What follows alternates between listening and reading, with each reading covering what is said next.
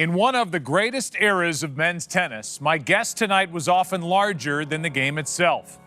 John Patrick McEnroe Jr. soared to the top of the tennis world, winning a record 156 major championship titles.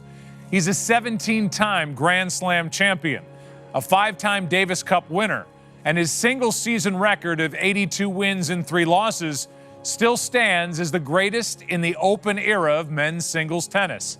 But before he was inducted into the International Tennis Hall of Fame, did you know he attended his first Grand Slam as a ball boy, developed a love for art and opened his own gallery, and became the lead singer of a rock band? Tonight we'll learn what makes this undeniable icon who he is. A man who once said, "Everybody loves success, but they hate successful people." Please welcome tennis legend John McEnroe.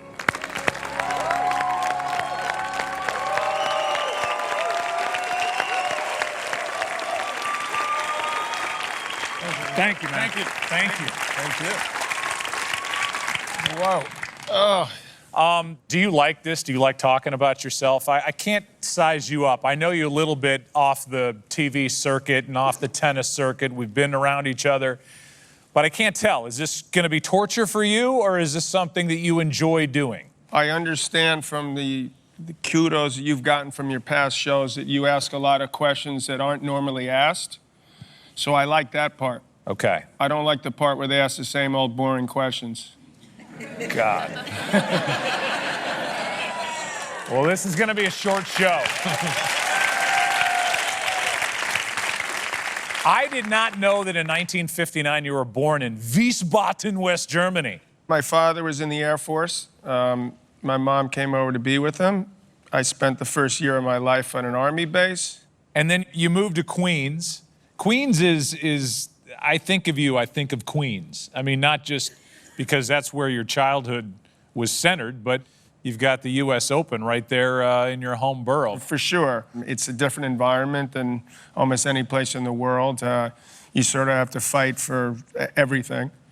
You can be from the airport, you get in your car to your home, and you're in shouting matches or screaming and yelling at a bunch of people. So when I grew up, that seemed normal to me. When you were 4, your dad, I guess, was tossing you a ball, and you were hitting it, and some older lady, shall we say, walked by and asked your dad or someone in the group, "Is that a little boy or is that a midget?" There was a natural ability and a hand-eye thing and something that is easy for us to now look back on and say, well, he had it from birth. I don't remember not being able to play tennis. I mean, I don't remember the beginning part where you learn. I was always pretty good at whatever racket or whatever bat you picked up. I suppose if you believe it all, I don't know if anyone's read Malcolm Gladwell's book, like Outliers or whatever, for whatever reason, if you believe in this type of thing, I was meant to play tennis. I do want to ask you, though, about your mom, Kay, a nurse, and you know, raising 3 boys and you being the leader of the band there, what that was like for Kay and the challenges that Kay faced raising those boys. The best thing about my mom was that she's an extremely strong woman, and she had high expectations for all me and my 2 brothers.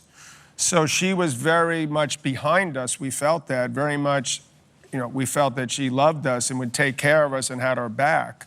But she was sort of allowing me, for the most part, to do my thing, even when I was making an ass out of myself. I mean, it was more my dad that would sort of reason with me and tell me to sort of, you don't need to sort of go there, John, but you're better than these guys. Just go out and play. But, I obviously, the way he said it was, you're better than these guys. Right.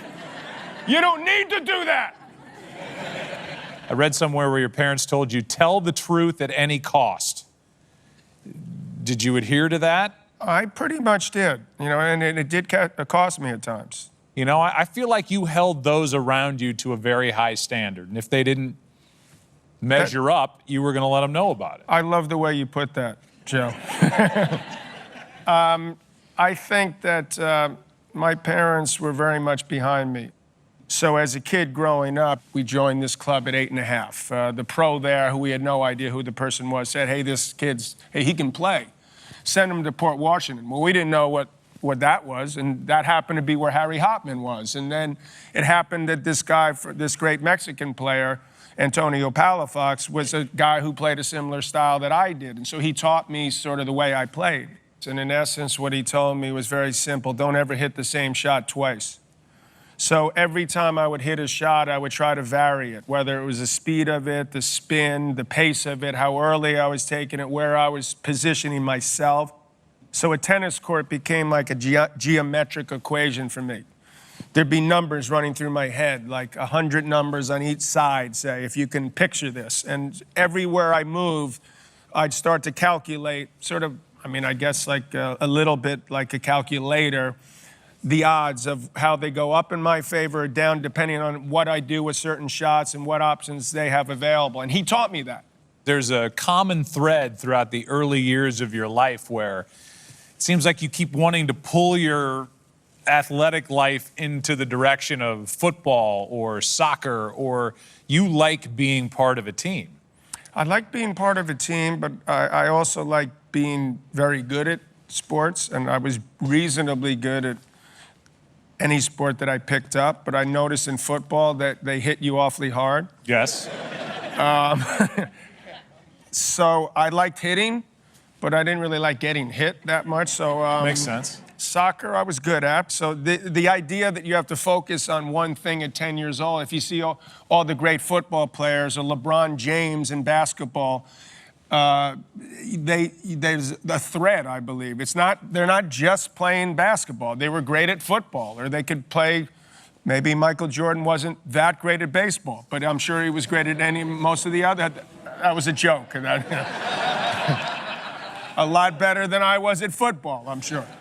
Is there anything that you can put your finger on now as we sit here that tennis connected with you? I just remember vividly watching when I was 14 or 15, Borg was playing, one of the first times he played. And literally, there was a locker room, and they showed this on the evening news. There was 200 or 300 girls screaming at the top of their lungs like it was Beatlemania for Borg.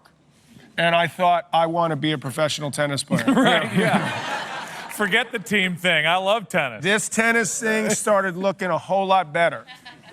And that was a driving incentive to get to the point where I was in this locker room. At the end of the day, walking onto the court. Of course, it's that's all about girls for guys. Well, it's definitely an important factor.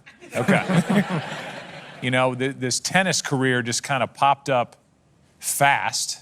Yeah, I went to Chicago at 14 years old, and I didn't do particularly well in the singles event, but I did pretty well in the doubles. But I'm 14 years old, and some guy wrote an article in the Chicago Times and sent it back to my parents, and it said, I was at this 14 and under tournament. Take a look at this one guy. In 5 or 6 years, he's going to be the #1 player in the world. His name is John McEnroe. And I got like these goose. I was like, oh my God. What is this guy talking about? What does he see that I didn't even think, put that together. And so I felt suddenly, you feel a lot of pressure and it's not the greatest. It's great when you're winning, but it's not so good when you're losing. So I think the best comment I ever made to my dad, because he was, hey, we can do this, around a little this was happening. I'm like, back off. Just ask me, I'll tell you what, I'll be #1 in the juniors in the nation when I'm 18. Because that'll hook me up for a college scholarship, and then but you got to just let me do my thing till 18. Let me do my thing, let me play the other sports, let me blow off some steam. Just don't ramp it up, because I'll burn out at 15 or 16. That was what I was worried about. So I thought that was actually, for me, was smart. So, are you setting goals for yourself, or are you just kind of take it as it comes? I would be more take it as it comes, because I felt like if you set goals, then you're putting even more pressure on. There's already enough, the expectations of my parents, and then subsequently myself, and then others around me. And then if you start making it and People are saying, hey, this guy could be #1 or whatever. All of a sudden, the pressure's ramped up quite a bit. So if I say I'm not number 10 by the end of 1977, that's it.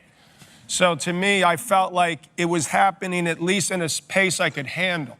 You missed your high school graduation to go to the French Open. That's correct. And try to qualify to get in. Vitas Gerulaitis, my late great buddy, said to me before we went over there, he goes, you're going to go over there and you're going to lose to someone you never heard of. And I said, thanks for the tip. Right. And so sure enough, the first round, I'm playing this guy from Hungary. Never heard of the guy, and the guy is absolutely kicking my ass. And I came back and beat him, beat another guy, and then went immediately and checked into the hotel where the main draw players get in, because the other hotel I was in was really bad. And I didn't sleep the entire night the night before because I was so worried that they wouldn't call me, because they didn't speak English, and they were like looking at me like it was like Chevy Chase in European Vacation. Right. You know, get the hell out of here. We'll call you, yeah. Yeah, we'll call you, sure we will. So you were worried about your wake-up call, and you just stayed up all night. Yeah. And then I played Phil Dent, who was actually like ended up being a top 20 player. And there was some horrific calls in this match, a lot of bad calls, which I was getting the benefit of. And I was like, this is unbelievable. But they're so bad, though, I can't even take them. Because I was sort of taught, look, you got to play fair. We used to call our own line. So this is only the beginning of having an umpire, even, for me. So, but I noticed when I lost his 5th set to Dent, where I was up and lost, that he hadn't reciprocated. So you're like giving him... Playing the let 6, 8 times. You know, let's give him the call or do it over. Never did I get it in return. So after the match, I was sort of miffed. I suddenly dawned on me that he had pulled a fast one on me, or so I thought. He put his arm around me. He said, son, this is the pros now. If you want to question a call, you got to go to the umpire. Don't look at me. And a light bulb went off in my head. And I thought, this might come in handy at some point.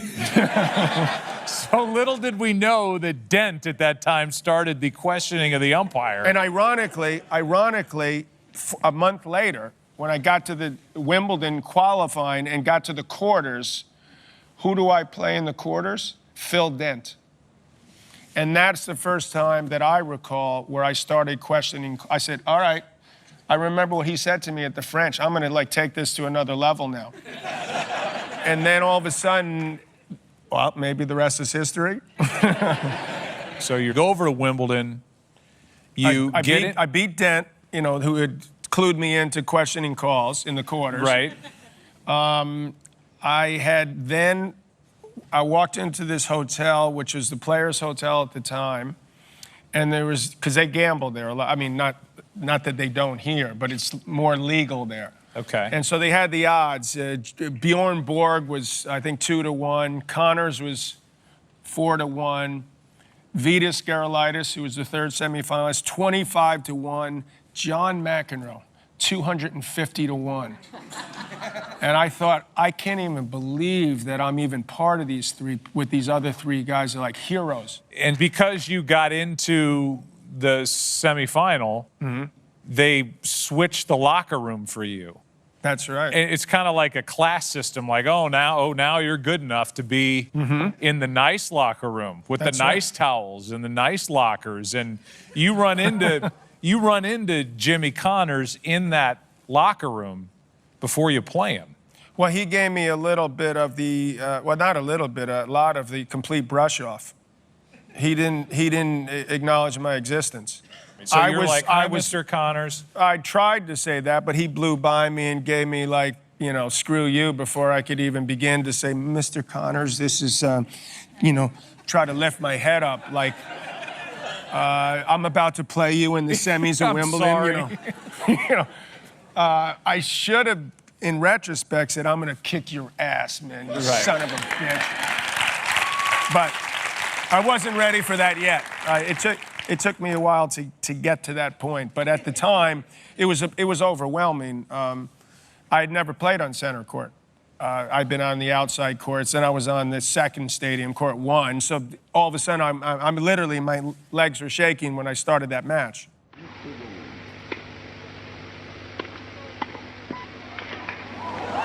Well played, well played.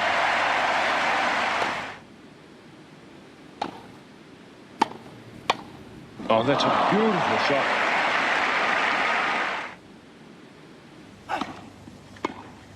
Game, set, and match to color. I mean, you won the third set. For the first two, were you kind of frozen? Yeah. Or? Well, not frozen totally. I was just overwhelmed, and he was a better player. I mean, he's number one and number two in the world. So, but as the match went on, especially in the third set, I realized that he wasn't, to me, having that good a day to me, and that I actually could have beaten. I mean, I felt like, this sounds crazy, but I felt like I could win. But then I felt like a little bit thankful that I didn't. Because if I won, I would have had to turn pro. And you're thinking about Stanford. I'm thinking maybe I could get a year where I could sort of go back to being a kid, and I could give myself the time to sort of prepare for this. Everything, your whole life is going to be about tennis. So at least let me go to college and be a kid. Be a kid, enjoy that. It was the best thing that ever happened to me because I was 21 in the world when I went to Stanford. And I thought, okay, this is going to work out well because I'm a hotshot, or so I thought. And no one seemed to be that impressed with none of the women that were there seemed to be impressed at all by me being 21 in the world. So I was like, man, I got to get better. And the other part that was important for me was that I was sort of the hunted there. People wanted to, it was a big win in college if people beat me. So it allowed me this entire year because I said to myself, you're getting everybody's best. I'm getting everyone's best, which was good, even though at times it was frustrating, but that's what you want. You want everyone to bring their best.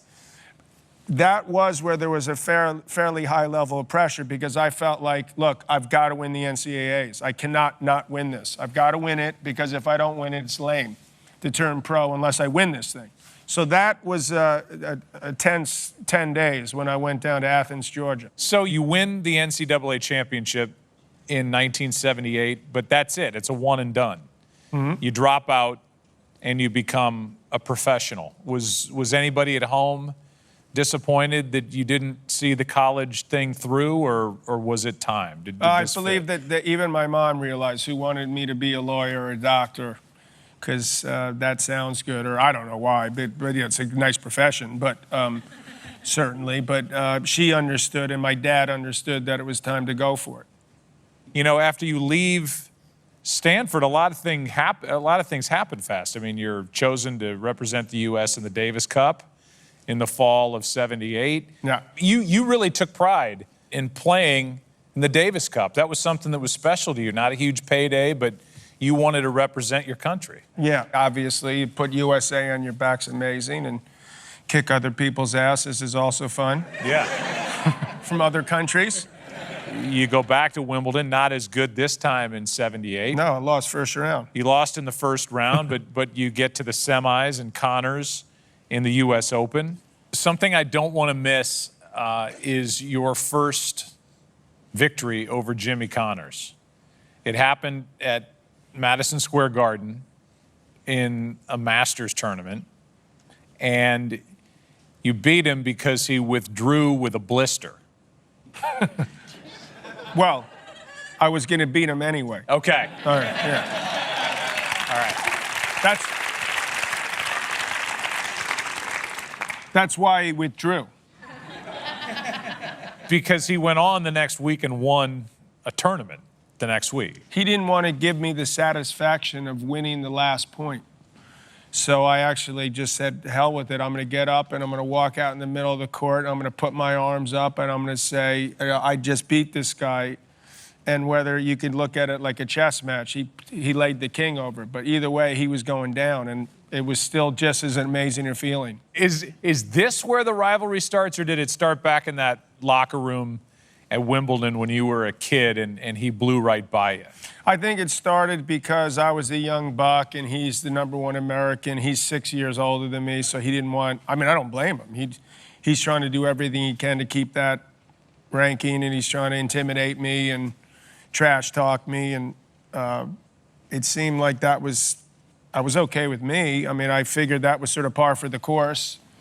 You got to pay your dues, and this guy's going to make you earn it, and I understood that, but it got to be like where it seemed like it was going too far. But you could also argue that I've gone too far with certain things. Now, all right, so the thing with Connors is kind of now flourishing, the rivalry, and you end up at the U.S. Open against your good friend, Vitas Gerulaitis. That, of all the people in the world that it could have been against, it's your boyhood friend. That's crazy.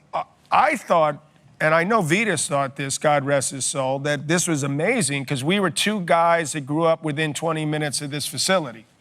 He grew up in Howard Beach, Queens. I grew up in Douglas in Queens. So we literally were hometown kids. And so we go out there thinking we're going to get this great sort of, people are going to love it. And they're pissed off that they're literally booing us in a way because they wanted to see Borg play Connors in the final. But when I played Vitas, I had very mixed emotions because I felt like I was a better player. I had a lot of, I love Vitas, but I felt like I had more game than he did. I thought maybe I wanted it more than he did. And so I felt like this was like a golden opportunity as far as winning my first major. I'm like, I'm playing Vitas? I mean, I felt bad though, because I wanted him to win a US Open also. So, but I didn't want him to beat me. Right. So you have to sort of put that aside at that particular time and then, feel bad about it or pretend to feel bad about it later. Let's roll the tape. When you win something like that, you feel like you can fly a little bit, that moment, you just, everything's released and you've done it. You actually sort of pulled it off. I felt bad. I always look at when we shook hands that I could feel like Vitas was actually trying to reach out and maybe hug me, and I sort of brushed him off because I was looking at my, I'm sorry, okay? I was looking at my, family and my parents and things like that. And your dad in those yellow pants. I mean, how could you not look? The only guy that had pants worse than Bud Collins. But so that moment, I think it's nice to see players, gladiators, athletes, whatever you want, when they finish something, embrace. And I wished I had done that. But besides that, it felt amazing. And then you taste it, and then you realize you want to taste it a lot more. When you were booed, when you and Vitas walk out there, you said something there like, it wasn't that bad. I sense that you, John McEnroe, drew off, the hatred or the dislike from the crowd or the guy on the other side of the court. There was something that fueled you. It gave you strength hearing that. Is that right? That's right. I mean, it's not to a degree. I mean, there are times where it feels like it's sort of depressing. Some of it is self-inflicted. I'll admit that. But it's pretty harsh to feel like people are screaming and yelling and, trying to goat you into saying, I wasn't the toughest guy to get sort of worked up. And I found it amazing in New York, because if they said something, come on, you jerk, serve the ball. I'd be like, hey, pal, shut your mouth, okay? And I thought like they'd understand that because it's New York. Well, yeah, and there's a give and take. Like I'm supposed to just take it or whatever. I'm supposed to sit there and just take this heap of abuse. No, I'm not going to do that. Earlier than that, the British tabloids were kind of on you. That's when they started to get on you. That's true. Were you aware of what they were saying about you as your career was getting it was on its impossible feet? Not to be aware of it. There's just an incredible amount that's out there. So I couldn't believe how full of what they were. I thought they were just so dead wrong in so many ways. But they made life, to me, was like pretty miserable. Even though, some of it was self-inflicted, but the level, to the extent they go at that, it just seemed like it can't be that bad again. No one is this, because I remember when I was around this time, There was some poll in the Miami Herald, apparently, the most heinous villains of all time. You know, and the three of it was Attila the Hun, Charles Manson, Adolf Hitler, and John McEnroe. You know, Oh my God. you know, I'm like, I'm not. I mean, come on. Let's have a little. I know I'm misbehaving here, but I'm not at this level, at the level they're throwing me out. It just felt like it. So that became a frustration. 1980 Wimbledon, you end up in this epic battle in the final. Yeah. I feel like Bjorn Borg, for whatever reason, brought out the best in John McEnroe's behavior. Am I right as I look back on that? That is a fair statement. He never did anything. So anything that I did would be magnified that much worse. I mean, he was just like... Absolutely couldn't read anything. Would have been a great poker player. Total poker face. So you had no idea what he was thinking.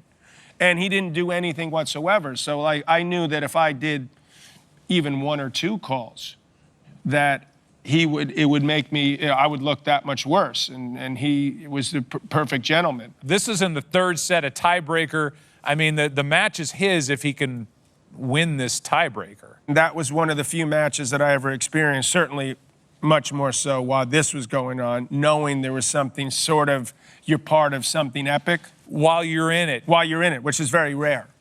You have that moment kind of like... It was building.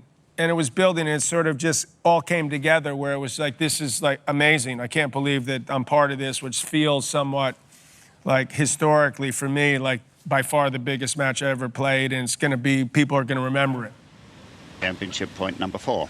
And no final has ever ended on the tiebreak, but it might now. Oh, I don't believe it. And it's all about nerves now. And I think if this were a heavyweight boxing contest, they'd stop the fight. Well, surely there's nothing left now to happen in this tiebreak. Everything has. Oh, unbelievable shot. And of course, it's set point number 7 for McEnroe. Yes, 2 sets all. Well, now this final has become an absolute classic. That was good. And you had played 6 sets of tennis the day before. I mean, think about that. I mean, 6 sets of tennis the day before. I'm telling you to think about it. Yeah, you did I've thought about it, believe me. Yeah. But I mean, this was how many points did that tiebreaker go? A 34. Yeah. I won the first set easily. I had a chance to win the second. I blew that. Then it became an uphill battle until I won that tiebreak. And that's when I thought I had him. Here's the 5th set. Yet again, to serve, to save the match.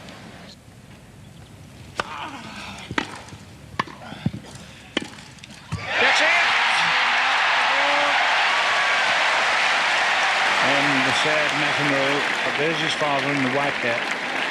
And he can be proud of his son, who has given his all here today. You're getting awes. Sad. You said, I found it interesting that the quote about that match and that day, you said that made you a better person. You didn't say it made you a better player. I assume that comes with it. But you said that day and that match against Bjorn made you a better person. There was a lot of positives that came out of it. I mean, I was more respected in the locker room, but the press treated me a little bit nicer. I felt like I'd handled myself well. I took pride in that. I pressed this great champion to the limit. It did feel like something, even though it felt horrible at the time, that cliche where, oh, there's no losers, and that's obvious that that's not the case.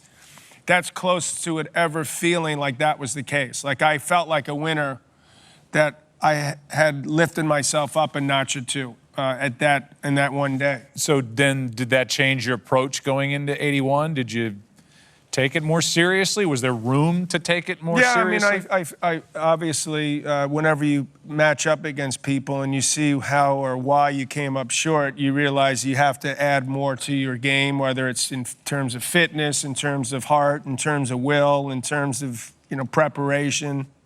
So all those things come into it when you realize if you really want to be There's one thing to be like a great player, and there's another thing to win a major, and then there's a whole other level to do it multiple times. And that's the part where he taught me something that match. I couldn't believe that he wanted it still that bad.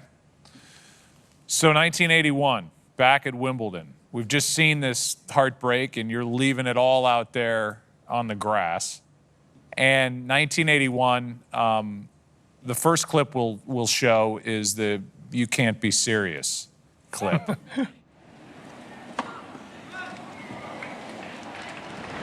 ball shot came up all over. No, it was a bit of a spread, Mr. McEnroe. That was a good call. You can't be serious, man. You cannot be serious. That ball was on the line. Chalk flew up. It was clearly in. How can you possibly call that out? Now he's walking over. Everyone knows it's in this whole stadium, and you call it out? Mr. McEnroe. You got the absolute pits of the world, you know that? I'm going to award a point against you, Mr. McEnroe. I mean, how many times do people like yell that to you at Starbucks or what? I mean, do you get tired of? It would be a miracle if I went through the day without it happening at least once. Seriously? My dad would always say to me, because he was my manager too, he said, look, if you're going to get mad at them, if by some chance you do, which I don't agree with you doing, but if you do, don't curse. So I held to that early on. That saved me. That's why I said those stuff like, you cannot be serious, and you're the pits of the world, and you're an incompetent fool. It was a lawyer and my dad that would make sure that, and he goes, there's nothing they can do. If you say that and don't say like, fuck you or something, you are golden. It's like a mental challenge for you to not curse. Yeah, it is doable. You just have to, Set up the final for us. I mean, you know, here's Bjorn Borg going for number 6 in Wimbledon. Well, I had gone through sort of, this was just, if I didn't win this, I mean, I said to myself, if I win this, I ain't never coming back. That's Really? it. That's it. I've had it. This is bullshit. Well, you were booed walking out onto the court. I don't recall that. Okay. Well, I'm also playing Bjorn Borg. I mean, it's... He was beloved. Yeah, I mean, it's not easy to match up with him, understandably. I understood that. And I had acted, you know, inappropriately, and so it got to the stage where just the karma of the whole thing seemed extremely negative. So I had to sort of work myself into a state where, despite my antics, I still had a job to do. I got to win this thing, and then they can tell them, you know, they can go screw themselves, and I ain't coming back. But first I got to win it, or else it's sour grapes. You know, I can talk all you want, but if you don't win it, bad thing. Got to win it. Juice. McEnroe yet to win a Wimbledon singles title, but yesterday won the doubles with Peter Fleming. Advantage, McEnroe. 5, please.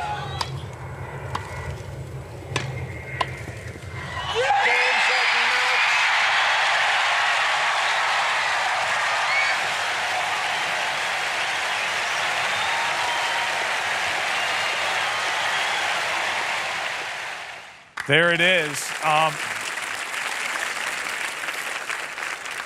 So after that, the All England Club does not offer you a membership, which had been going on for over a century, where the winner, in that case, singles Wimbledon, got offered a membership. They didn't offer you one. And your point is? Well, you didn't show up at the Champions Dinner. My dad called, or I called him, and I said, look, do you think it's a big deal about this dinner? And he said, I don't know. So I said, perfect, I'm not going. So it turned out to be a rather bad decision. That didn't go over well, that the champion wasn't at the Champions Dinner? I can't imagine that not working out. It didn't go over well. I should have probably, I underestimated how badly it would go. go over. So the next morning when I came out to go to the airport, there was like a bunch of paparazzi right outside my door, and I'm like, uh-oh, I think maybe they thought I should be there. And then about a week later, I got the call that they were not going to make me a member I was the first guy in 100 years that was not going to be made a member. So did that make you mad, or did that hurt you? Or did you care? At the time, I told them they could kiss my ass. So it was, again, sort of me, you live and learn, because I realized that there's something that's tremendous about tradition. There's something magical about Wimbledon. So I ate some humble pie, which I deserved to, and tried to figure out a way to make it like we could work together, which I think we were able to accomplish over the years. We have these quotes on the wall for every guest, and it's also over here.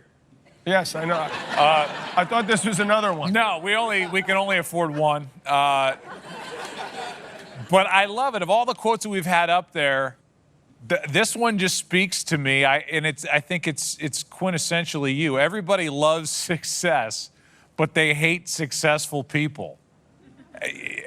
How does this apply to your life as let's say back in 1981 or in 2010 or 2017? I think this is a quote that's way, way back.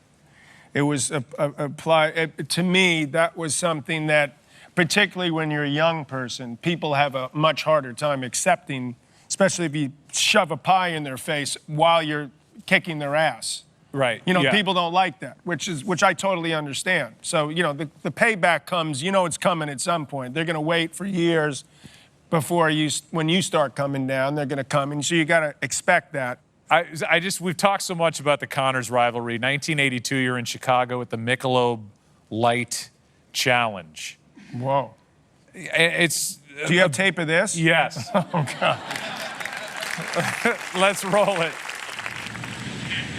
Well, not smiling anymore. I think, you know, as much as anything, he just climbed over the net. Well, he complains about directing this at McEnroe. That's right.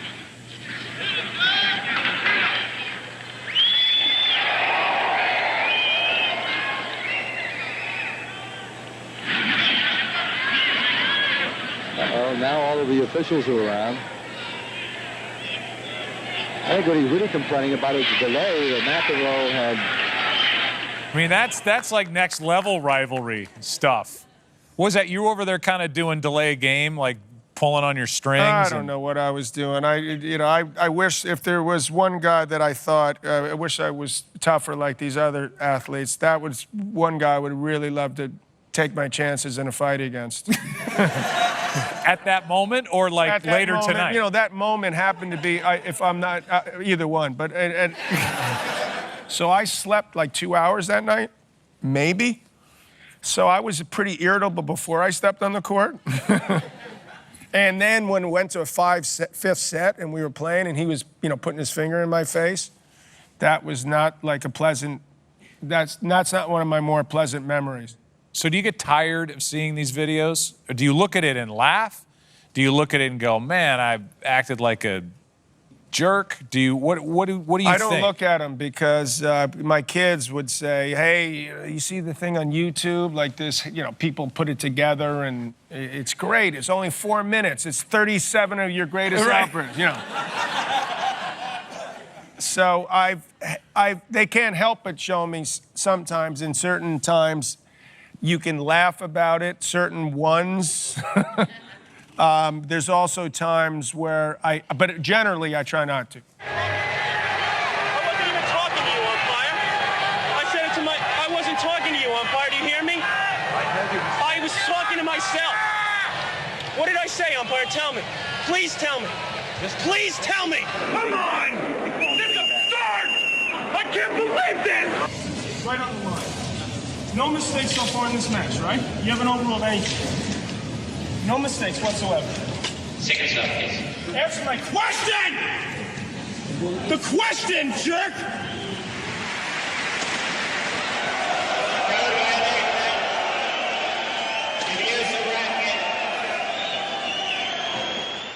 Do you hear the crowd kind of egging you on?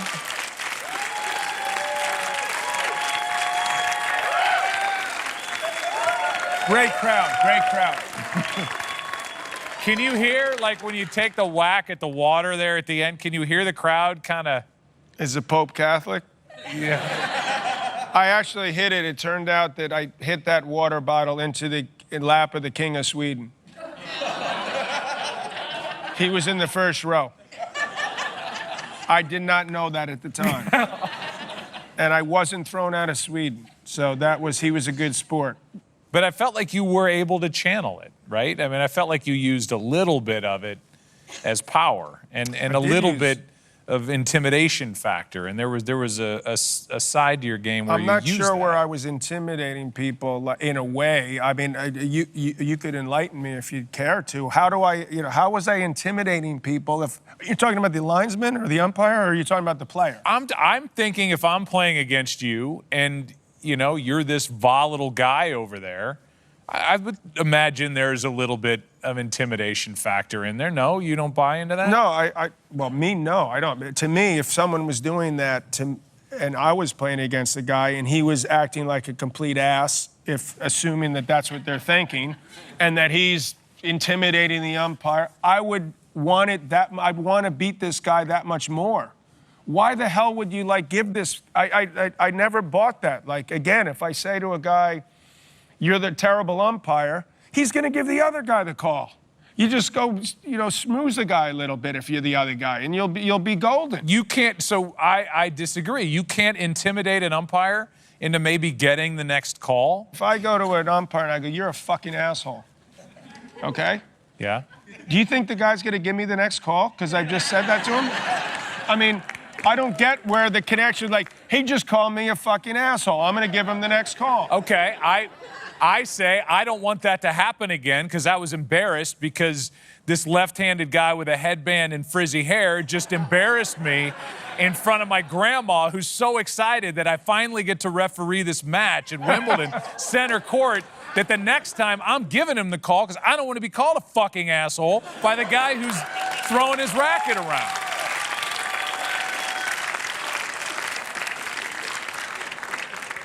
That's the other side of the argument. Okay, all right, good. Agree to disagree. Yeah, I can see that side. I can see. I'm not, I won't even argue that. 1983 Wimbledon, you lost one set that entire sitting at Wimbledon. That year, you were so well behaved. I wonder, you were, that the press over there called you St. John. Here's the big reversal, and now we see the... And I became a member of Wimbledon. See that? St. John becomes a member. See that? I got 2 years later. Why was '84 so good for you? You have that 42-match winning streak, and I mean, nobody can touch you. I don't know, but I felt like I was playing at a level above people, and I felt like it all clicked. That was the best I ever was. I felt like for a moment that I was like, wow, I don't know if anyone could beat me, ever. So did you feel in a way, and maybe this is what Borg felt all those years, or this is what a Tom Brady type player feels? Yeah, I felt it for that year, year and a half, especially. I mean, I had some other moments earlier, but that particular time, I felt I had lifted myself up to a level that no one could deal with. You never won the French Open. No. And you meet Lendl in the finals. You were up 2 sets. I'm sure you can taste victory there. What happened? Why did it fall That would apart? be called, in sports terms, choking. It was extremely hot. I started to get irritable for no good reason, but I still had him by the you-know-what. And I started tightening up, and then I lost the 3rd set, which I probably should have won that anyway. And then I got up in the 4th set. I was up a break, so I was 5 points away from winning it. And it's just put this guy away. But then I managed to somehow snatch defeat from the jaws of victory. You called that your most disappointing That's by far loss. the most disappointing loss in my career, because I actually believed that I could play on that surface. And as a kid growing up, I knew how to play on it. And it wasn't that big a tournament when I first started playing on the Pro Tour. But now everything's magnified with the Grand Slams. They've become bigger. The other tournaments are sort of also rans. But I wasn't taking it that seriously until I realized if you want to be the great of the greats, the greatest, you got to win that. And so the fact that I didn't win it has unfortunately made me, well, fortunately, it's made me more humble. Unfortunately, it's my ranking in terms of all-time greats is dropping. It's going the wrong direction. 84 Wimbledon, you roar back against Jimmy Connors. There's these handful of days where you wake up and the ball looks this big. You know, you're not quite sure, but you think everything's going to go as planned. No matter what you do, it's going to work. Every time you hit a shot, you've got 3 or 4 choices that sort of ring out in your mind, and every one of them is going to work. That's like the most amazing feeling when you know that. And also, he had played, I believe, a tougher match the match before, and he was a little bit spent, I think, and I was just like right on the money. And then so that it just felt like that is just such a tremendous, I mean, you just wish you have it more often. Well, you had plenty. Let's roll it. All right, now, ladies and gentlemen, quiet. Thank you. Triple match point. A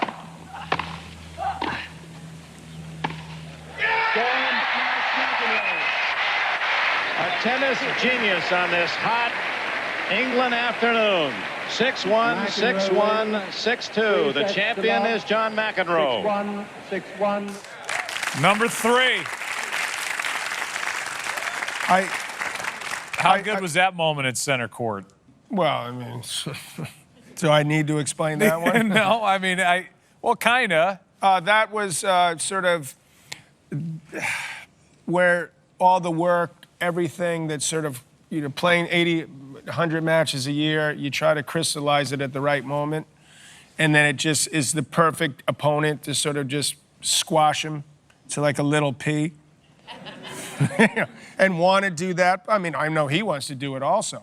You know, what I know of you is that you're a very gentle guy. You're a good husband. You're a great dad. You have that gentle side to you. It seems like a dichotomy. Well, I'm there. like an Aquarius. I'm a lover, not a fighter.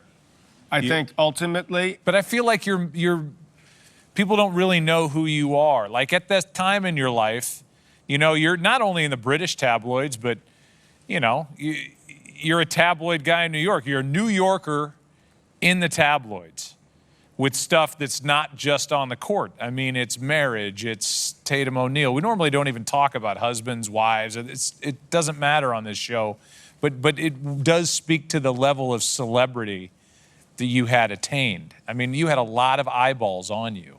It got seemingly completely crazy. It's why I took 6 months off. You know, when my first son was born, I decided that like I was tapping out in a way. I'd gone so hard for 8 years that I thought that I'd recharge the battery. Enjoy like my ex-wife now, pregnancy, and my son Kevin being born, and come back and figure out how to get myself better. That was the plan. That was in 1986, from February to August of 86, after I'd lost the #1 ranking in 1985, become #2 in the world to Yvonne, had taken the ranking. I had to get better. And unfortunately, I needed to sort of be humbled. Even though I didn't think I was that cocky, people would think you're absolutely out of your mind. He thinks he wasn't cocky or like full of himself. But to me at the time, I needed to be more full of myself. Yeah.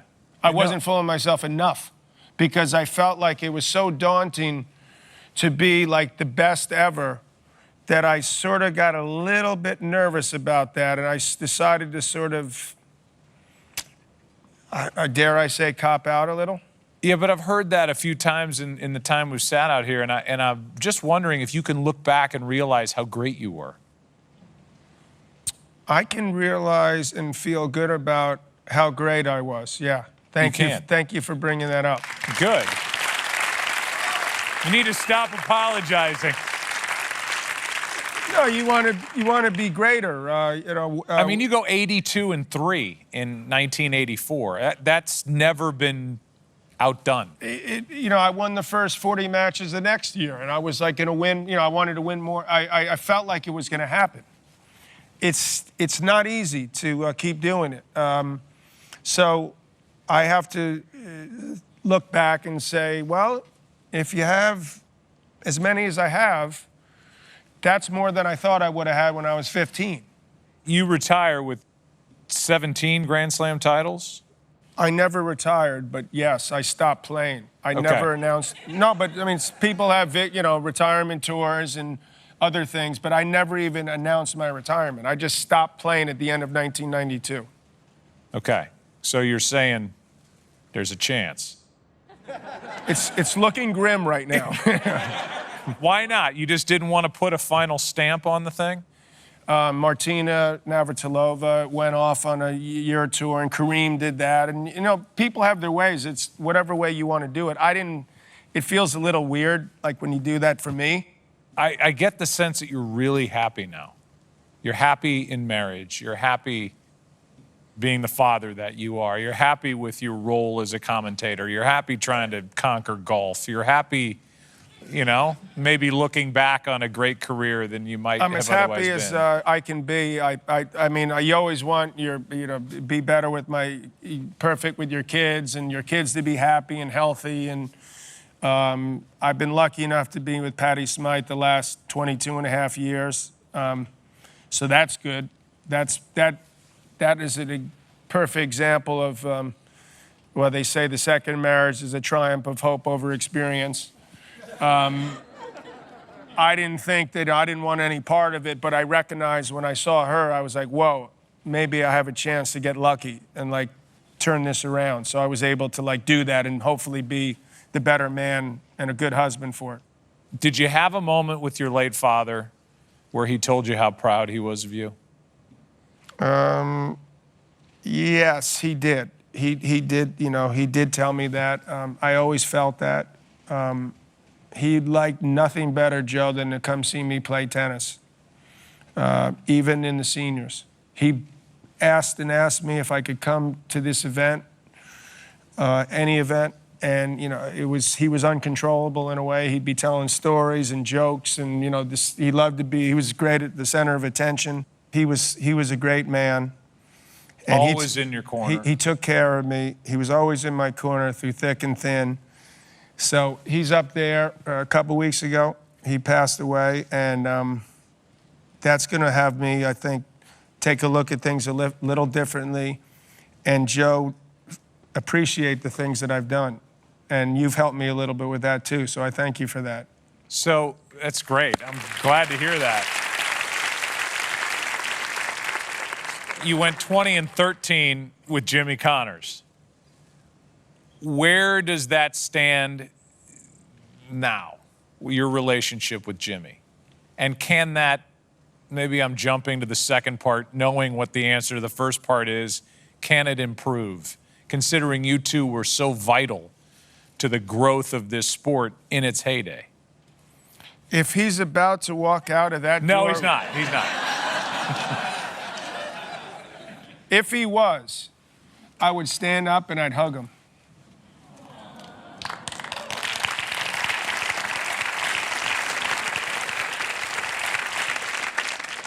What's next for you? Next is probably more of the same right now.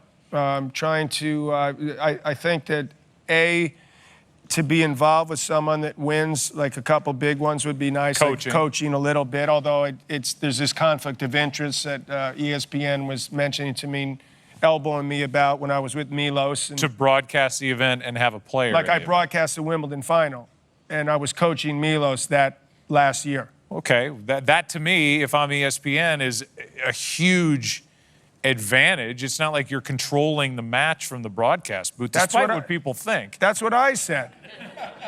I said this is a good thing for tennis. You know everything about the kid and what he's working on. And even if it is a conflict of interest, God forbid someone would be talking about tennis. I like that. But But the bigger would be part of an explosion of tennis in New York. You are so New York, it's crazy. No German accent. You were like Mr. New York. I love it. It just drips off you. Not Wiesbaden. No. No German. Don't speak any German. Wiesbaden. What is that there? These are questions that I've not seen until right now.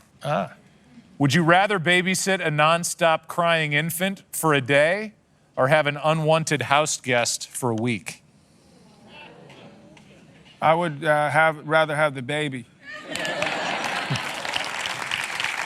Just put up with it. I'm used to yelling. Would you rather have gills so you can breathe underwater or be able to fly? I would rather be able to fly. How fast would you fly out of here if that were the case? I'm planning on seeing my daughter when and if this interview ever ends. It won't.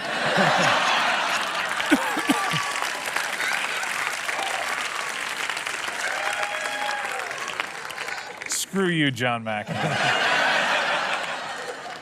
Last question, and then you get to walk. What makes a great tennis player? What makes a great tennis player is, first and foremost, hopefully loving what you're doing and willing to learn from losses and willing to dig in deeper. And it's all about heart, ultimately, and will. And you got to be a good athlete, obviously, in all sports now. But it's what happens in here and what happens right here. Ladies and gentlemen, born in Germany, but from Queens, New York, the Hall of Famer, the great John McEnroe.